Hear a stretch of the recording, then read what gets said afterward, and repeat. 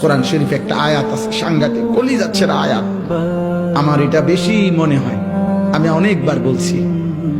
কোরআনুল কারীমের একটা আয়াত আছে সূরা মুরসালাতের মধ্যে, আল্লাহ তাআলা 10 বার, এক সূরার মধ্যে 10 বার আল্লাহ একটা কথা বলছে, ওয়াইলুন ইয়াউমাইযিল লিল মুকাদ্দিবিন।